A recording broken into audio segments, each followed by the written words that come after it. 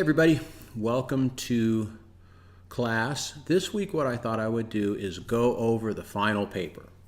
Now, as you know, we have a final cumulative paper in this class, and it's called the Personal Leadership Development Assessment and Growth Plan, or the PLDGRP. Just kidding. Got you there, right?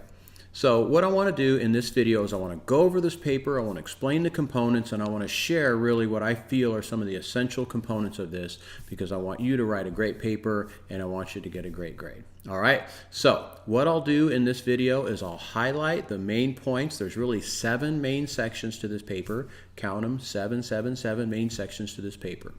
And so I want to go through each section, and then I want to go through the evaluation, and I want to show you exactly how I'm going to be grading this paper so that you know what I'm going to be looking at when I do the grade. It's sometimes, it's a mystery to me, but somehow students hand in these papers and there's a complete disconnect from the instructions and they wonder why they don't get a great grade. I don't want to make it a mystery. I don't want to make it a secret. I want you to know exactly what should be in the paper and how you can get a good grade on this so that your grade comes back and it's what you want it to be, all right? And it reflects the work that you put into it. So without any further ado, what you should probably do if you haven't done recently is to pull out the syllabus and go to the assignments and look at that Personal Leadership Development Assessment Growth Plan, or the PLDGRP. All right, so here we go. Okay, just to read through the description here, it says that the participants will create a personal leadership development assessment, and that should say and growth plan. This assessment will reflect principles from the course and implications for the student's current season of leadership development. This project will be as many pages as it needs to be to effectively apply the course content, but should not exceed 15 pages. The paper should follow the King's Style Manual format and include the following sections. Okay, so let me just speak briefly here about the page requirements.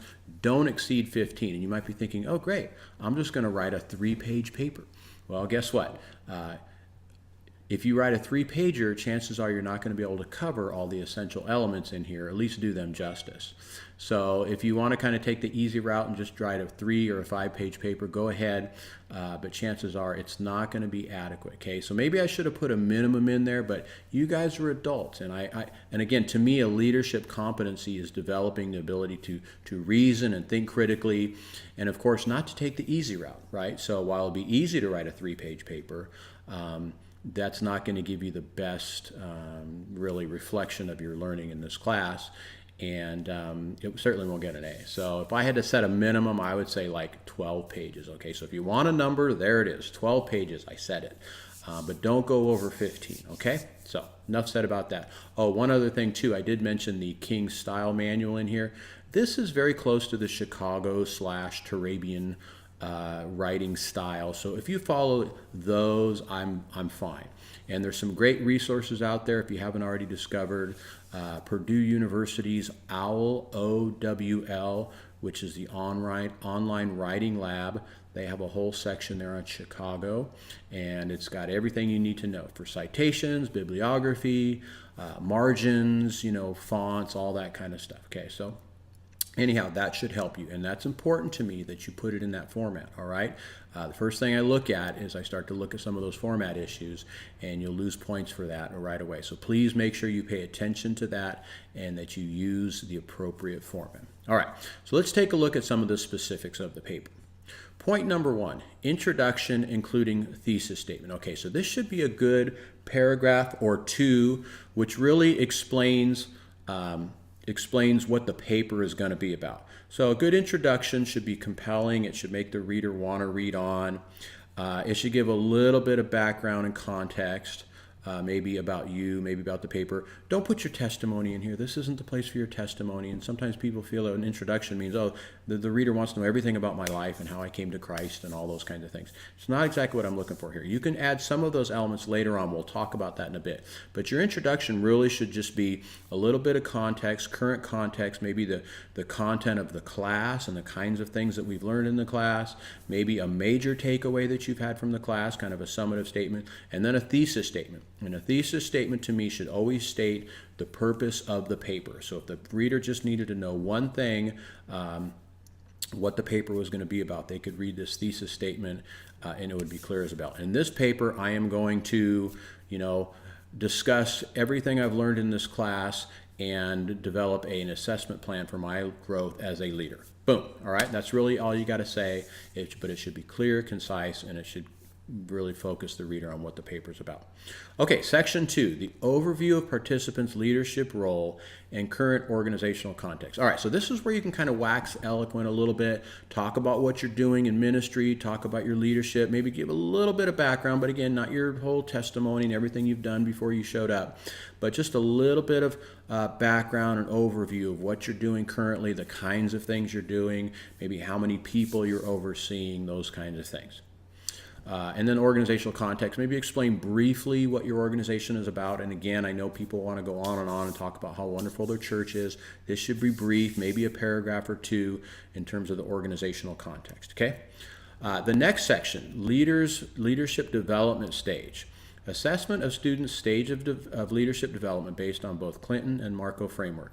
This should include a brief summary of these concepts. Okay, now here you are going to demonstrate to me that you understand the key concepts of this book right here, right? And Clinton has a lot of good process stuff. Remember in this class we talked about the process model development.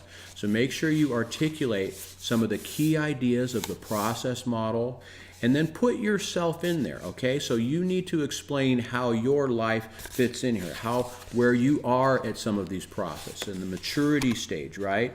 The ministry maturing process he talks about, the multi-phase process he talks about, the life maturing process, the leadership challenge. Well, don't confuse that with the other book, right? Okay, so make sure you discuss concepts from this book and where your life fits in.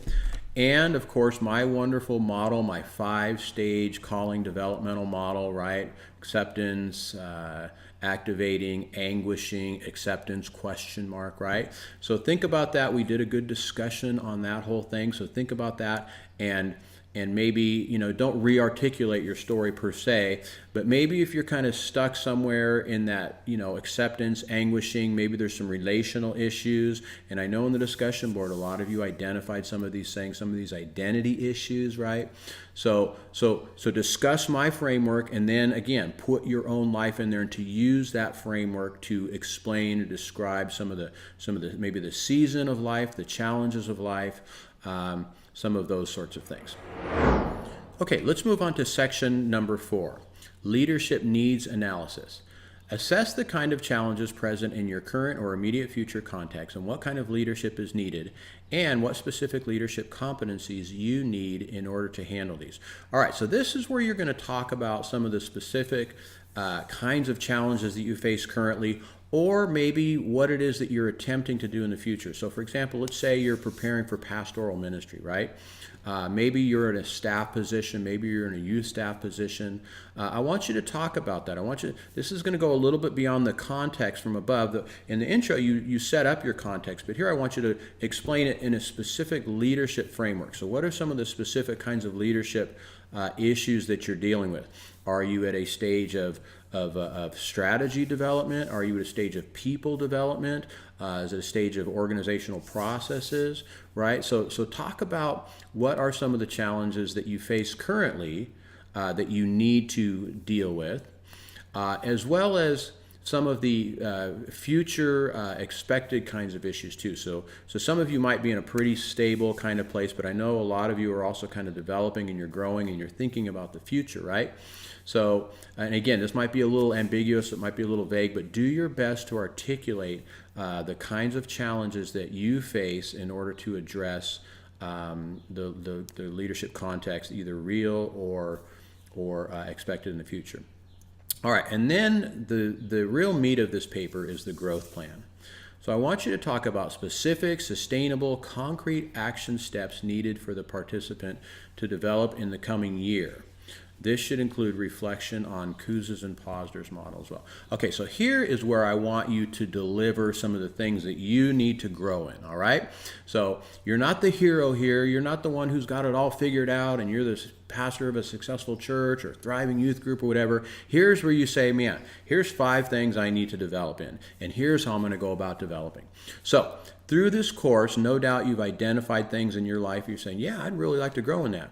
Enabling others to act or challenging the process. Okay, so maybe in Kuz and Posner, you read that chapter on challenging the process. And man, I don't do any of that. I pretty much go along for the ride. I just kind of do what everybody says. But now you're realizing leadership means speaking up, challenging the process, questioning why you're doing things. Is this necessary? Are we doing the right things, right? Remember the difference between leadership and management. Managers do things right. Leaders do the right things. So you might be saying, yeah, I need to challenge the process a little more and articulate that concept from Kouzes and Posner, cite your sources, of course, and then say, here's some ways that I think I can do that. Our church is currently entering into a restart phase. We need some help in this area here, and I've always been thinking about this, and I'm going to, begin to articulate some ideas, maybe put some things on paper, maybe call a meeting of the leadership team, whatever it is that you have. But I want you to talk about ways. And also, too, I want you to kind of get personal here. And you might say, this has been a challenge for me. It's really a challenge for me to speak up. We don't really have a culture that appreciates people articulating the things. And that might be a very real challenge. And you might say, man, I don't know that I could really do this in this current context. So talk about that as well. And what can you do? Maybe you need to leave, right? Maybe you need to find a context. You might come to the end and say, I can't do any leadership where I currently am. Hallelujah. That's a great revelation, and that's a great point of self-awareness and understanding. So you might need to find other ways for you to actually grow as a leader, because the one that you're in isn't confining. Now, don't go and tell everybody, oh, Dr. Marco said I should leave my church. It's not what I'm saying. But what I want you to do is I want you to get real in this paper and say, what is it going to take for you to begin to grow as a leader, right? So that's what this class has been all about, is articulating leadership and thinking about how we can grow in leadership.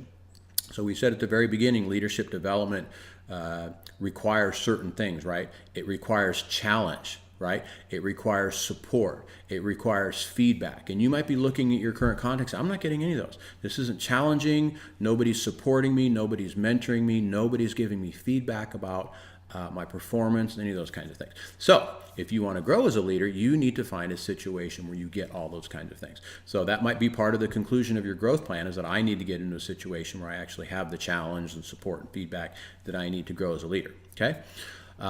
So that's what you should put in that final section there. I want you to really articulate, maybe not all 5 of those points, but at least 3 of those points from Kouzes and Posner, and then put yourself in there and say, here's the things I need to grow in. Here's where some specific things that I can do, right? And don't think about 20 years. In the future someday I'm going to be a visionary leader. What's something you can do in the next year, 6 months, 3 months? Get concrete. And one of the things we know about leadership development too, and I articulated this early on in the class, is you have to have a concrete plan. You need to say, here's some specific steps and here's what I can do. And I know it's not always easy, but this is the chance for you to think about it and wrestle through it and say, here's the kind of things, here's the specific steps that I can take in order to help me grow as a leader, right? So this document here is kind of your manifesto. You're laying down the gauntlet. You're saying, this is what I'm going to do. This is how I'm going to grow as a leader. I'm tired of being where I am. I want to step up. I want to do amazing things for Jesus. And here is how I'm going to personally develop as a leader. All right, so go for it. Stretch yourself, challenge yourself, get real, get concrete, articulate the things that are important to you that you want to accomplish in the future. Okay, and then the final section is a conclusion. So this is where you kind of bring it all together and tie it in a nice little bow and give, maybe some parting shot. This shouldn't be that long, maybe a paragraph or 2, but it should really kind of summarize your paper, right? So you kind of go back through your paper and say, in this paper I said this and this and this, and I came up with a great plan, and Lord willing, by the grace of God, I'm going to accomplish all these things, something like that. And then, of course, your bibliography of sources cited. I've just given you 3 sources, right? At a minimum, you should cite, right? You should cite the Clinton book. You cite the Kouzes and Posner's book, our main books in this class. You should cite my model, right?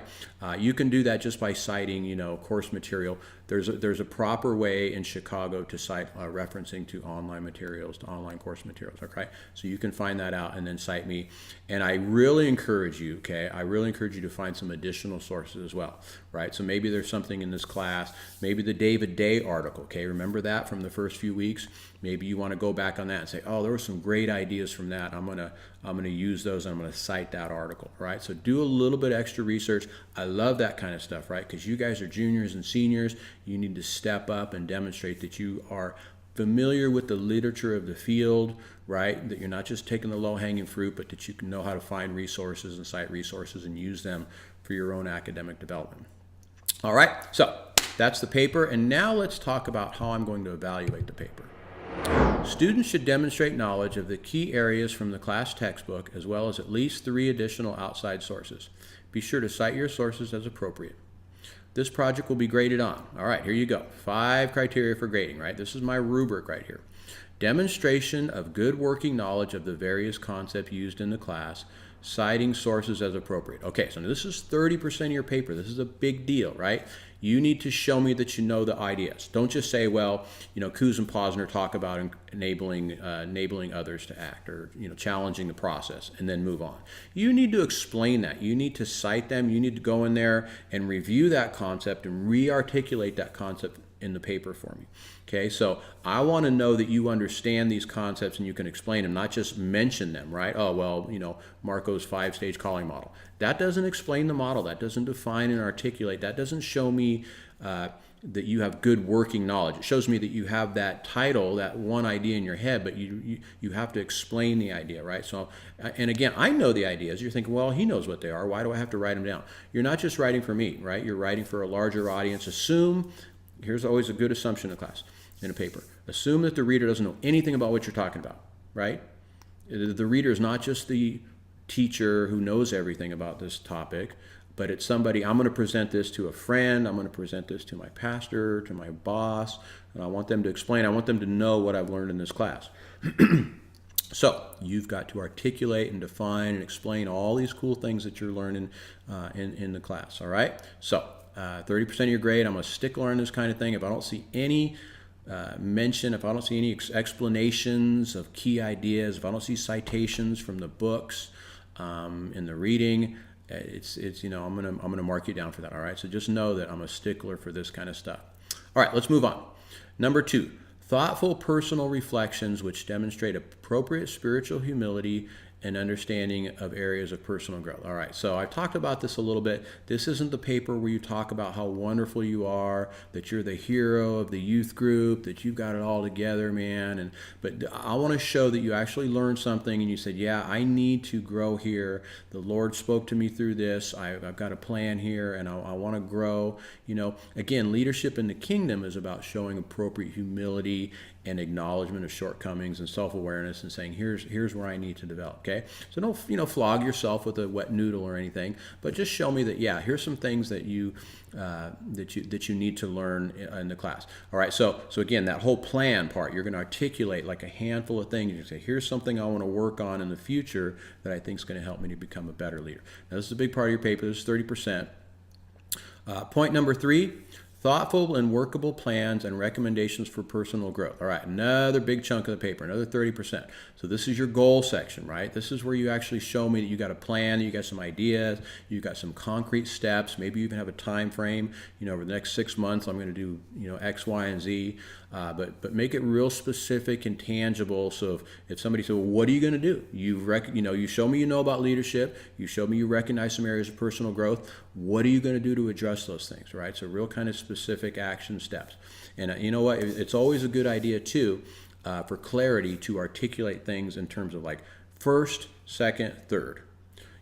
First, next, finally, right? So don't just give me a big old run-on paragraph and lots of yada, yada, yada, but say, here's one thing I'm going to do. Here's another thing I'm going to do. Here's a third thing I'm going to do. And finally, I'm going to do this, right? So again, your job is to lead the reader through the paper, to articulate each of these steps, right? So I would even encourage you to come up with an outline for your paper for all of these 3 main sections, right? The background section, personal growth section, and the growth plan, the specific concrete action step section, right? So what theories are you going to talk about, what concepts, what are specific areas of growth, what are some specific plans that you can do, right? So each of those, you can envision those. They're all going to come in sort of real concrete steps, discrete steps, if you will, that help the reader, in this case me, to really understand where you're going, okay? So clarity in your writing, clarity in articulation, these things is a big deal. It's a big deal to me, and it'll help you write a great paper and make a really compelling paper as well. And then the last couple points here: paper organization, mechanics, grammar, bibliography, etc.